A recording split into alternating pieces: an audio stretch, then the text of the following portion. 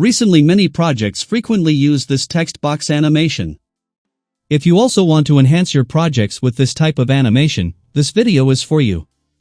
First, we create a composition. Then, let's draw an ellipse. Use the Ctrl-Alt-Home shortcut to fix the center point and align it to the composition using the Ctrl-Home shortcut. Let's change the layer name so it doesn't get mixed up. Then, open the ellipse's position keyframe and activate it. Go forward 5 frames and adjust the ellipse's position like this. Then, copy this expression and paste it into the expression panel that opens while holding down the Alt key on the keyframe button. And let's correct its values like this. You can find this expression in the comments section of the video linked above. Perfect.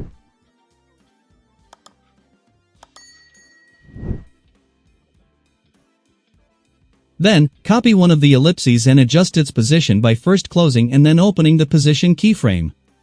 Move forward 5 frames and adjust its position like this. The purpose of opening and closing the position is to assign a new direction to the ellipse's position, and this cannot be done by reversing the keyframes. Now, select the pen tool and draw a line.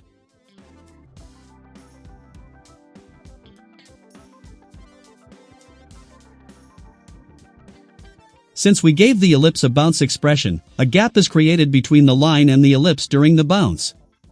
To correct this, we only need to edit the path of the line.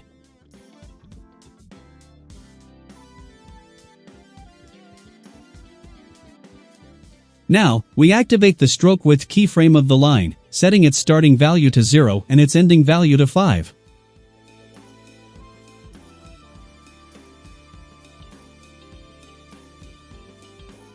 Also set the keyframes like this.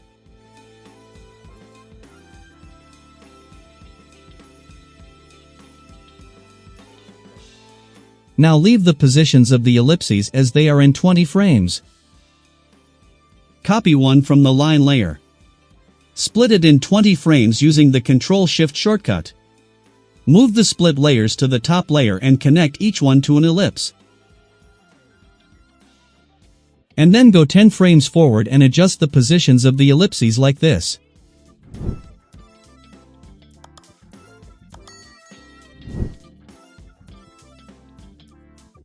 Perfect.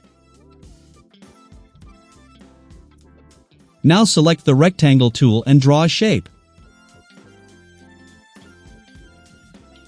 Then select the text tool and write any text.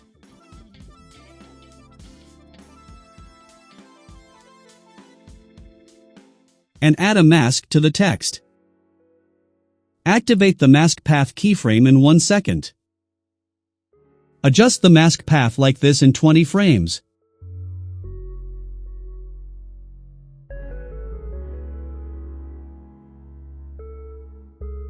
Then need to do the same process for the rectangle. But first, we need to convert the rectangle path to a Bezier path.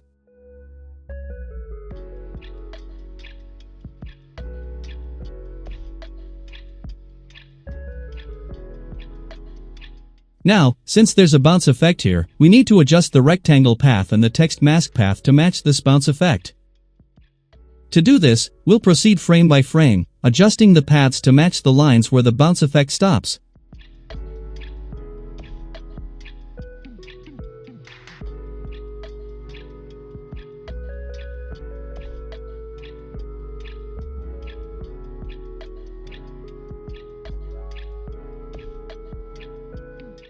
Perfect.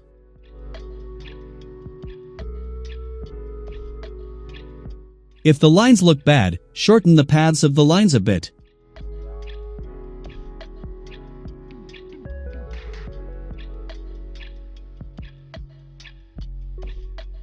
If you want the animation to return to where it started, leave the keyframes of the ellipse and lines fixed.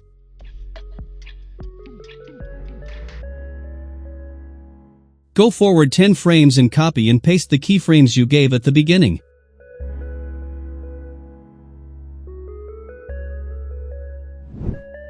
If you watched this far, don't forget to like the video and subscribe to the channel. See you in the next videos.